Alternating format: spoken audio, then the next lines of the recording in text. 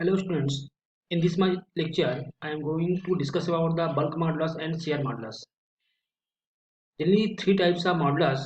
इसके पहले हमने देख चुके हैं young modulus, also called modulus of elasticity, bulk modulus, shear modulus is also called modulus of rigidity, and another topic is relationship between elastic constant.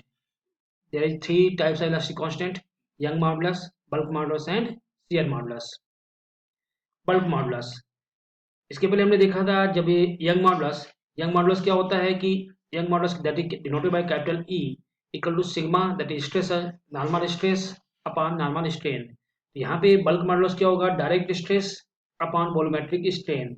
Direct stress को या normal stress को हमने डिनोट किया सिग्मा से, volumetric strain को हमने यहाँ पे एप्सिलॉन भी, जो हमने प्रीवियस लेक्चर में देखा था वॉल्यूमेट्रिक स्ट्रेन कैसे फाइंड करते हैं। जब हम फ्लूइड मैकेनिक्स पढ़ेंगे वहाँ पे जब हम बल्क मॉडुलस को यूज करेंगे वहाँ पे हम लिखे change of pressure. Volumetric strain क्या होता है, change of volume upon original volume. तो स्ट्रेस की जगह in the case of fluid हम यूज करेंगे चेंज ऑफ प्रेशर। तो वहाँ पे जब in the case of fluid mechanics volumetric strain कितना हो जाएगा, minus V D P upon D V, minus V that is original volume, D P that is change of pressure, D we that is change of volume. तो volumetric strain is defined as the ratio of direct stress upon volumetric strain या normal stress upon volumetric strain, and volumetric strain is equal to change of volume upon original volume. shear modulus जैसे बोलते हैं modulus of rigidity. तो इसका notation होता है कहीं आपको कैपिटल सी से, कहीं कैपिटल एन से, या कहीं आपको किसी बुक में कैपिटल जी से नोट किया जाता है। तो शेयर मॉडुलस या मॉडुलस ऑफ रिजिडिटी क्या होता है, दैट इज हमने यहाँ पे डिनोट किया कैपिटल जी से। तो shear stress that is tau upon shear strain that is E S या एप्सिलॉन एस, या बहुत सारी जगह आपको फाई से भी डिनोट किया होगा। तो शियर मॉडुलस क्या होता है, the shear modulus that capital G is equal to it is the ratio of shear stress upon shear strain या modulus of rigidity equal to shear stress upon shear strain। यहाँ पे कुछ material के हमने shear stress modulus of rigidity value ली हुई है। जैसे एल्युमिनियम का प्योर एल्युमिनियम होगा उसका 26, एल्युमिनियम एलॉय आएगा 26 30 kilo newton per metre square, या इसी को बोलते हैं गीगा पास्कल के फॉर्म में। ब्रोंज 36 to 41, कास्ट आयरन का 32 to 69, copper pure 40 to 47 range होगा, स्टील का 75 to 80 giga pascal, and broad iron का 75 गीगा पास्कल। जनरली ये न्यूमेरिकल्स में हमेशा क्वेश्चन में दिए होती हैं, बस इन केस कभी कभार पूछ लेता है ना दिया हो तो हमें कुछ आइडिया होगा तो हमें अप्रॉक्सीमेट वैल्यू यूज कर सकते हैं। There are three types of modulus. हमने आपसे स्टार्टिंग में इंट्रोडक्शन में बोला कि there are three types of modulus. Young modulus ये इसी को बोलते हैं मॉडुलस ऑफ इलास्टिसिटी, जिसको हमने डिनोट किया है कैपिटल ई से। तो capital E equal to sigma that is stress upon strain, normal stress upon normal strain. Bulk modulus जिसको हमने डिनोट किया कैपिटल के से, direct stress upon volumetric strain sigma upon epsilon भी। Shear modulus या modulus of rigidity इसको बोलते हैं, इसको डिनोट करते हैं कहीं कैपिटल सी, कैपिटल एन या कैपिटल जी से। तो that is shear stress upon normal shear stress upon shear strain. यहाँ पे है नॉर्मल स्ट्रेस, यहाँ पे आपका शेयर स्ट्रेस। तो बल्क और यंग मॉडुलस केस में हम यूज करेंगे शेयर, सिंपल सा नॉर्मल स्ट्रेस या डायरेक्ट स्ट्रेस।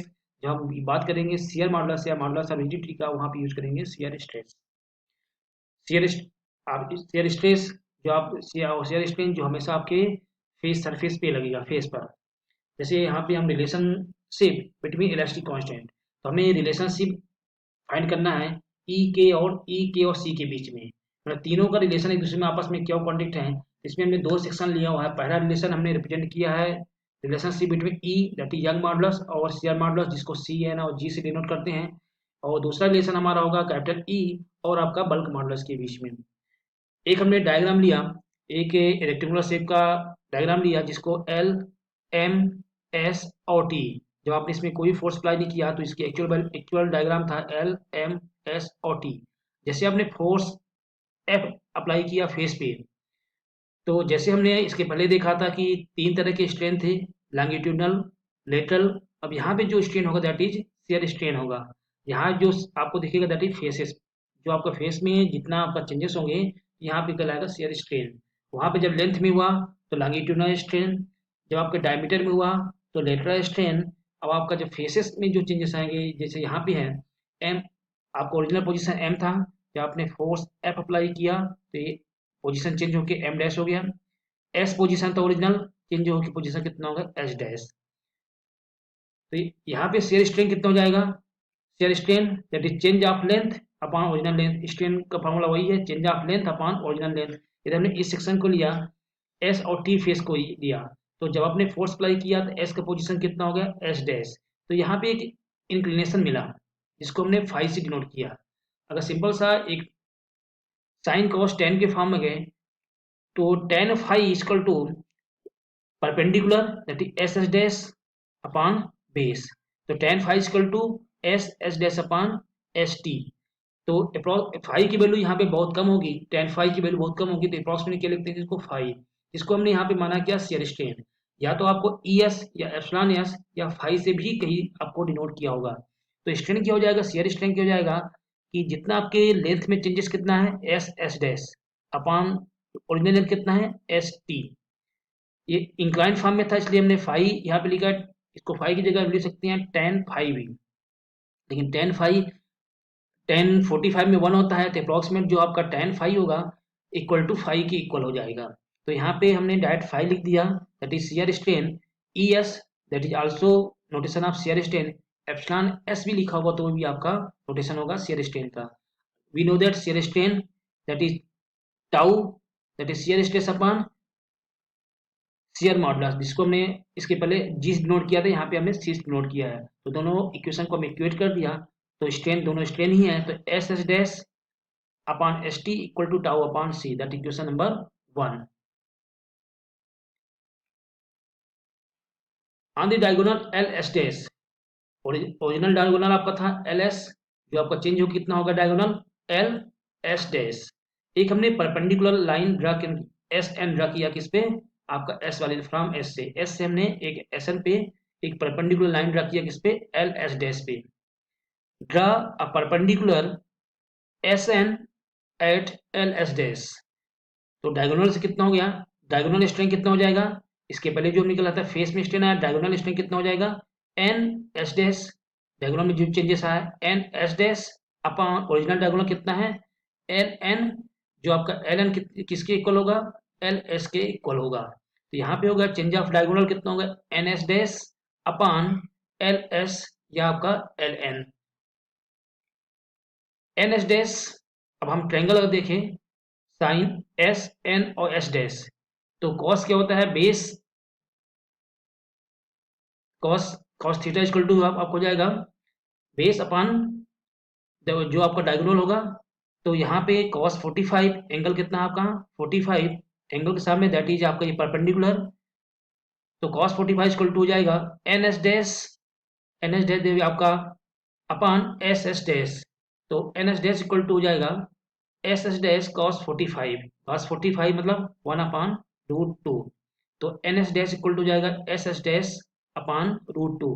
तो जहाँ भी आपकी वैल्यू है एन एस डैश वहाँ पे वैल्यू पुट कर देंगे। नाउ फ्रॉम ट्रायंगल एंगल आपका है L S dash T, L S dash T is assume to be equal to L S T. तो हम अप्रॉक्सीमेट ये वैल्यू मान रहे हैं कि जहाँ भी आपका जो स्ट्रेन, तो डायगोनल में जो चेंजेस आ रहे हैं बहुत कम आ रहे हैं, तो जो हम एंगल को अप्रॉक्सीमेट इक्वल मानेंगे, तो यहाँ पे जो angle L S dash T is equal to कितना है approximate L S T, since S S dash very small, जो आपके डायगोनल में जो चेंजेस आए इज वेरी स्मॉल, तो वहाँ पे कर सकते हैं and L S that is diagonal equal to S T into root 2। तो जहाँ पे आपका एल एस, वहाँ पे इक्वेशन दैट इक्वेशन 2 में एल एस की हम वैल्यू पुट करते हैं और एन एस डैश की दोनों की वैल्यू पुट करने के बाद तो डायगोनल स्ट्रेन कितना आएगा S S dash upon 2 S T. इसके पहले हमने स्ट्रेन देखा था, तो S S dash upon simple strain की बात करें तो S S dash that is S S dash upon S T equal to tau upon C, ये हमने पहले फाइंड कर लिया था। नाउ डायगोनल स्ट्रेन जहाँ पे आपका S S dash upon S T है वहाँ पे टाउ अपॉन सी की वैल्यू पुट कर दें, ये इक्वेशन 1 हमारा था। तो डायगोनल स्ट्रेन इक्वल टू कितना हो जाएगा tau upon 2 C equal to sigma N upon 2c। जितना आपका फेस पे शियर स्ट्रेन लगेगा, तो जब भी आपका डायगोनल होगा वहाँ पे आपका क्या लगेगा, नॉर्मल स्ट्रेन लगेगा। तो इस यहाँ जहाँ जहाँ पर कंप्रेसिव टेंसाइल दिख रहा है, यहाँ पे आपका सिग्मा नॉर्मल स्ट्रेस लगेगा और फेस में क्या लगेगा, दैट इज शेयरिंग स्ट्रेस। तो ये वैल्यू दोनों इक्वल होंगे, तो डायगोनल स्ट्रेन इक्वल टू हो जाएगा tau upon 2c equal to sigma N upon 2c। That equation number 3। where sigma n is the normal stress due to shear stress tau, the net strain in the direction of diagonal। तो diagonal में कितना हो जाएगा, एक section में अगर हमने आपसे इसके पहले भी देखा कि जब आपका एक साइड आपका लेंथ इंक्रीज होगा तो सेकंड साइड जो आपका लेंथ आपका डिक्रीज होगा। तो अगर आपका यहाँ पे नेचर कैसा है, एक में आपका टेंसाइल, अगर एल एस साइड आपका टेंसाइल है तो आपका एम टी साइड क्या होगा, कंप्रेसिव। जब आपका एम टी साइड आपका टेंसाइल होगा तो आपका एल एस साइड आपका कंप्रेसिव होगा। तो जब कंप्रेसिव, इसके पहले हमने फार्मूला आपको देखा था, जब आपका दोनों सेक्शन आपका टेंसाइल है तो एक में अगर लॉन्गिट्यूडनल है तो दोनों में लेटरल में क्या हो जाएगा, आपका माइनस साइन। तो यहाँ पे सेम चीज 1/m, इसी को बोलते हैं म्यू। वन पॉइजन रेशियो को हमने डिनोट किया था 1/m या म्यू से डिनोट करते हैं। तो सिग्मा n/e, तो एल एस डायरेक्शन में डायगोनल जो होगा आपका टेंसाइल होगा और आपका एम टी डायरेक्शन में क्या होगा, कंप्रेसिव। तो हमने फार्मूला इसके पहले देखा था sigma n/e minus sigma n/me या म्यू सिग्मा n/e। तो नेचर आपका कंप्रेसिव है तो माइनस माइनस यहाँ क्या हो गया, प्लस हो गया। Since the diagonal LS and MT have normal tensile and compressive sigma n respectively, then आपको sigma n हमने common sigma n upon capital E common निकाल लिया, 1 + 1 upon m। That equation number 4। From equation 3 and 4, equation 3 that is sigma n upon 2c और equation 4 sigma n upon e brackets में 1 + 1 अपान दोनों को equate कर दिया तो कैपिटल E इक्वल टू आपका वैल्यू आ गई 2c 1 + 1 अपान m। तो ये रिलेशन हो गया कैपिटल E और C के बीच में, मतलब यंग मॉडुलस और आपका शियर मॉडुलस के बीच में। Now the relationship between E और K। जैसे हमने बोला कि यदि आपका नेचर आपका टेंसाइल होगा तो सिग्मा n अपान E होगा और लेटरल स्ट्रेन जो होगा आपका सिग्मा n अपान me हो जाएगा। Net compressive strain in each axis, अगर आपको तीनों एक्सिस की बात करें सिग्मा n अपान E आपका एक सेक्शन में, तो रिमेनिंग में कितना होगा, आपका लेटरल होगा। ये आपका लॉन्गिट्यूडिनल स्ट्रेन हो गया, रिमेनिंग आपके लेटरल हो गया। थ्री एक्सिस की बात करें तो सिग्मा n अपान me माइनस सिग्मा n अपान me। तो सिग्मा n अपान e हमने कॉमन निकाल लिया तो 1 - 2 अपान m हो गया। We know that volumetric strain, volumetric strain अगर आपको तीनों सेक्शन में सेम है, मतलब Ex + Ey + Ez, यहाँ पे 3E हो गया, तीनों सेक्शन का सेम हो तो EV = 3 into linear strain.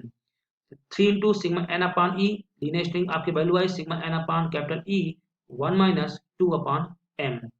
We know that volumetric strain कितना होता है, normal strain upon bulk modulus.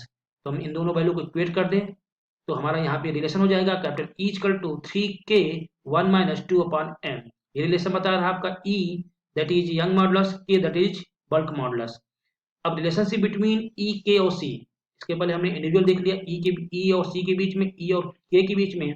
अब नेक्स्ट रिलेशन है आपका E, K और C। तो हमने जो इक्वेशन नंबर A डाला, इसको हमने बोला equation number A, E equal to 2C 1 + 1 upon m। तो यहाँ से हमने 1 अपान m की वैल्यू निकाल लिए तो 2C equal to 2C upon capital E minus 2C। जो इक्वेशन नंबर बी में वैल्यू पुट कर दें, m की वैल्यू पुट कर दिए, तो जब m की वैल्यू पुट करने के बाद हमारा वैल्यू आया E equal to 3K brackets में 1 - E माइनस 2C अपान C। E अपान 3K हमने एक साइड ले लिया, इनको एलसीएम लेने के बाद जब हमने आप इसको सॉल्व किया, सॉल्व करने के बाद वैल्यू आपकी आ रही है E upon 3K plus E upon C equal to capital 3।